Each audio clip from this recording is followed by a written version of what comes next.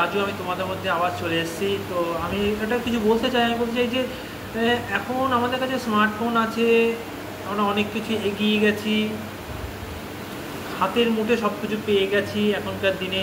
কিন্তু আগের দিনের কথা ভাবতে, আগের দিনগুলো কিন্তু খুব দারুণ ছিল আমাদের কাছে। আমরা যেগুলো পেয়েছি এখনকার ছেলেমেয়েরা সেরকম পাচ্ছে না। যেরকম বলতে গেলে যে আমরা যখন স্কুল যেতাম তখন আমরা 2 টাকা করে হাতে টিফিন খরচা পেতাম। সেই 2 টাকা দিয়ে আমরা 1 টাকার ফুচকা, মানে 5টা ফুচকা পেতাম তখনকার দিনে। এখন মানে 1 টাকা দিয়ে 5টা ফুচকা তো অসম্ভব ব্যাপার, সম্ভবই নয়। 10 টাকায় 5টা ফুচকা মানে এখন খায়, তাও মানে কোনো জায়গায় সব জায়গায় 10 টাকা হয় না।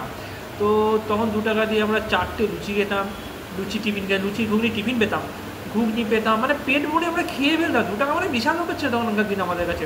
2 টাকা টিফিন দিলে মানে তো খুবই কষ্ট, বেশিরভাগ 1 টাকাই পেতাম। 2 টাকা পেয়ে গেলে বিশাল কিছু পেয়ে গেছি মনে হতো। তারপর বিকাল হতে হতে কতক্ষণে স্কুল থেকে গিয়ে মাঠে যাবো খেলতে, মাঠে যেতে হবে, মাঠে খেলতে হবে, খেলে আবার তাতে এসে যাই হোক টিউশনি করতে যেতে হতো। কিন্তু এখনকার ছেলেমেয়েরা কিন্তু সেটা পায় না। কেন?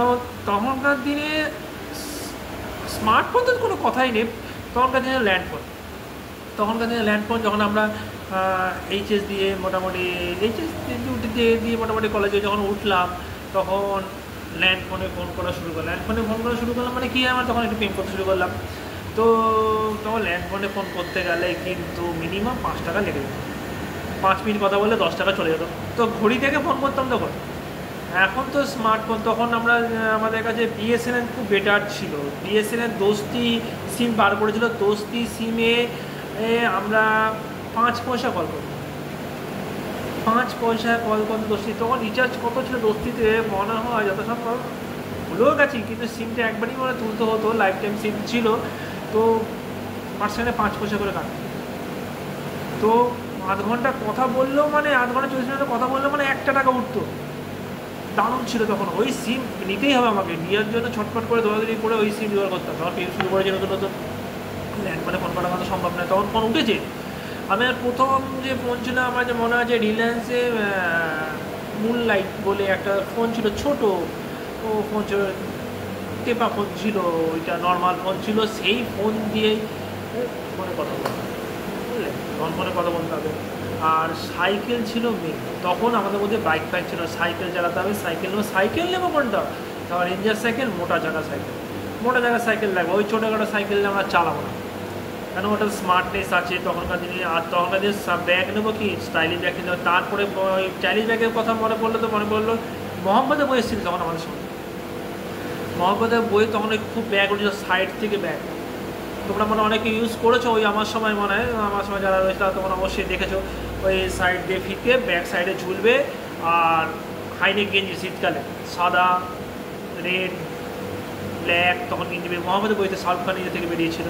তো ওই গেঞ্জিটা কিনতে হবে, গেঞ্জি পরে জিন্সের প্যান্ট বুঝে সাইড ব্যাগ দিয়েও তার ফাটাফাটি ব্যাপার। তখন এটা পরে রেঞ্জার সাইকেল থাকলে তো আরও বিশাল ব্যাপার, রেঞ্জার সাইকেলে বেরোতাম তখনকার দিনে। এই ছিল সত্যি, তখন খুব দিনগুলো মিস করি। খুব দারুণ দিন ছিল, বন্ধুবান্ধব মিলে আড্ডা মারা, পড়াশোনা করতাম, পড়াশোনা তো করতেই হবে, পড়াশোনাও করেছি যাই হোক। কিন্তু আমরা খেলাধুলাও প্রচুর করেছি, সবই পেয়েছি। কিন্তু এখনকার দিনে ছেলেমেয়েরা পাচ্ছে না, কারণ তাদের কাছে স্মার্টফোনটা এসে গেছে। তখন স্মার্টফোনটা এসে খুব সুবিধা হয়েছে, আমরা তোমার সাথে কথা বলি, ইউটিউব করছি, খুবই সুবিধা হয়েছে। কিন্তু এখনকার ছেলেমেয়েরা সেই সুবিধাটা পেয়ে যাওয়াতে অনেক কিছু তাদের জীবন থেকে খেলাধুলা চলে গেছে। এখন মাঠ পড়ে থাকে দেখলে আমাদের কষ্ট হয় যে এই মাঠটা পড়ে রয়েছে। তখন যদি আমরা মাঠ পেতাম না, একটা মাঠে 4জন করে খেলছে, 4টে টিম খেলছে, একজনের কাছে ব্যাট কেনা মানে বিশাল ব্যাপার। এখন ব্যাট বল কেনা কোনো ব্যাপারই না। তখন আমরা সবাই 10 টাকা 5 টাকা মিশিয়ে, 5 টাকা 2 টাকা করে মিশিয়ে একটা টেনিস বল কিনতাম। তখনকার দিনে একটা টেনিস বল ছিল মানে 24 টাকা, এখন আরও অনেক দাম বেড়েছে। আমি ক্রিকেট থেকে খেলিয়ে যাই, এখন কত দাম হয়েছে। তাহলে ভাবো তখনকার দিন খুব ভালো ছিল। তখনকার ভালোবাসা ছিল, বন্ধুত্ব ছিল, অনেক কিছু ছিল, অনেক কিছু আনন্দ ছিল। এখন এগুলো মনে হচ্ছে যে আমাদের ছেলেমেয়েরা সেরকমভাবে পাচ্ছে না, আর পাবেও না।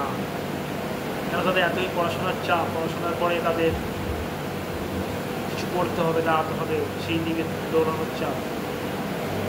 তো আমরা যারা পেয়ে গেছি এগুলো, আমরা আমার নিজেদের মনে হয় যে আমরা ভাগ্যবান। যাক, তোমরাও কারা এগুলো মিস করো, বা আমার কথা শুনে তাদের মনে পড়লো যে এগুলো আমাদের সময় পেয়েছো, তোমরাও পেয়েছো।